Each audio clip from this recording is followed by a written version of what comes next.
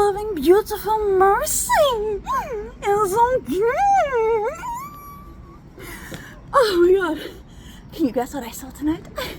So I thank Shannon and Rory with all my heart for like letting me tag along and buying me a ticket. I appreciate it because like we were organizing it last year and I was like, you know, this isn't really something that I wanted to see. Like, I don't like the movie, so why would I see a stage adaptation? But like, I'm glad my friends did it. I owe them my heart now because this isn't the movie. I mean, like, okay, yes, it's Baz Luhrmann's movie, but it is so much more, and I feel like I'm running out of breath, and I don't know why. Oh yeah, it's like 10 o'clock at night, that's why, and I gotta figure out how I'm getting home from the city. Anyway, next point. Using Baz Luhrmann's story, which we already know that he was quite, you know, he holds on to his babies. He refuses to let other people touch them without his permission. And he mentioned that Moulin Rouge is one of his stories that he was like, this is my baby, no one gonna touch my baby, my baby. But he managed to loosen his grips. And thank you, Mr. Luhrmann, for doing that, because this is so much better than I expected. This is like basically, I don't really know how to describe it. I feel like it strips away what I remember of the movie, strips away any doubts that you have about the movie. It infuses modern songs. You know, it's got Elton John, Pink, Adele, Beyonce, Bowie. Who else is there? Oh god, I'm really bad at this game, aren't I? I'm sorry, but there are so many songs that you know yourself. Even if you can't think of the artist, even if you can't think of the song, you will sit there and be like, oh, I know that song, and you will start singing along. They're very boppable. The guy sitting behind me, he was belting out some of the songs, and I was like, yeah, I'm not mad. Though he did get really confused because he never heard Lady Gaga, or at least I'm assuming he's never heard Lady Gaga's song Bad Romance. And in Bad Romance it says, I want your bad, I want your ugly. And the guy behind me was like, why do you want that? I don't get it. And I was like, it's part of the song.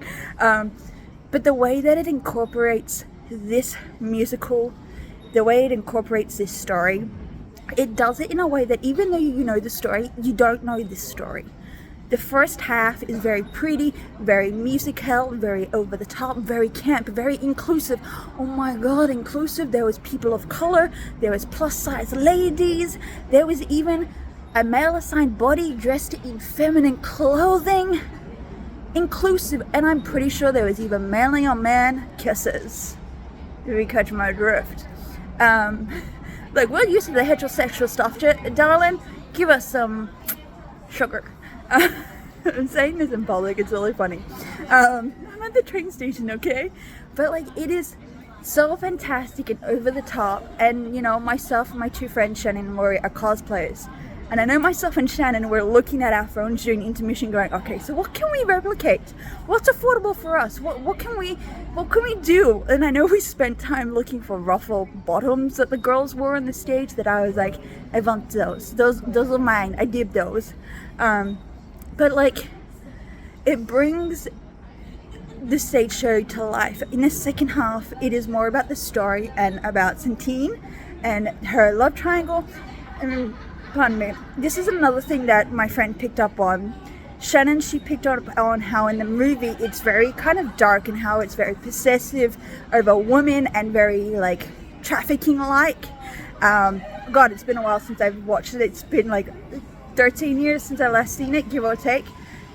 So it's a storyline that I'm not really familiar with in that sense. Sorry, a train was pulling off, it got really loud. But from what I do remember is that unlike the movie, this doesn't really heavily focus on the love triangle as much. It does focus on the possession of Santine. It doesn't really focus on her death as much as you think it does, because if I remember correctly, the whole movie was about two men trying to own her, and I remember like majority of the storyline she was dying, and by the end of the story she's dead. Sorry, again, train station. Whereas this musical, it kind of glosses over her death, and it tries to make it a big selling point at the end because that's the whole focus from the movie. So I feel like it kind of like tiptoes that, not as well as it should, but it is there. The possessions are there, the implied trafficking is there. I was really excited to see the song Roxanne. Like, that is my favorite song from the musical. It didn't need to go as hard as it did when it was originally released, so that's why I'm like really in the space of Roxanne. But like, you know, it did that and it went really cool. This is one of those musicals that you do have to watch more than once, because there is so much going on. It is like a sensory overload. There is like strobe lighting, there's confetti multiple times, there's dances every which way, you've got to look up at the roof to watch Centine drop down multiple times. There's dancers coming up from the side of the stage, like literally from like the back corner where the audience sits, which is really cool. My friends and I have already agreed that we want to see this multiple times, but unfortunately at QPAC it's got a limited run, so it kind of screws with our plans, but oh well. We've seen it, and it is something that we want to see again, obviously. If you get a chance, I know there's limited seating left in most of the shows between now and then the end of the run, so go buy tickets. It's absolutely beautiful.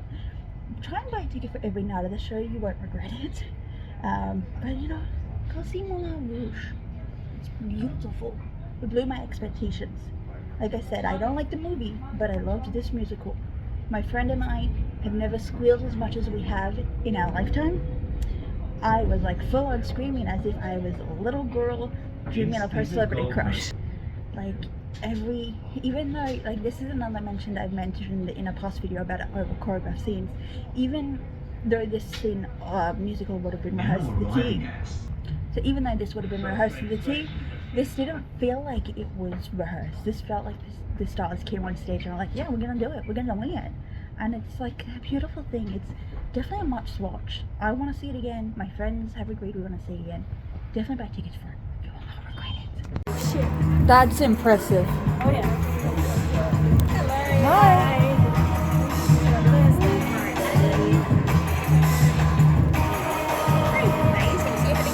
Second row, just to let you know that there's strictly no photos and videos allowed. Yeah, no, that's okay. I love how there's a stage here as well. Oh shit. I reckon this is going to be like Beauty and the Beast, where it's just everywhere. Do you mind just holding that for a sec? Yeah. Cool, thank you.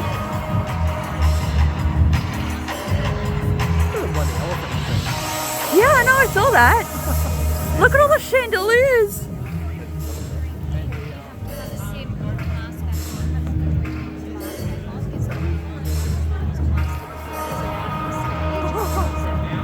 Do you want to sit next to Shannon? I don't care.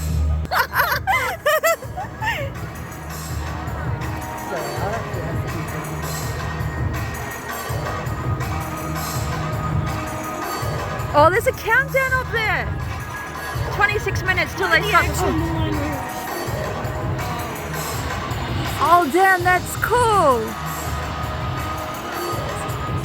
The elephant? Yeah, I saw the elephant.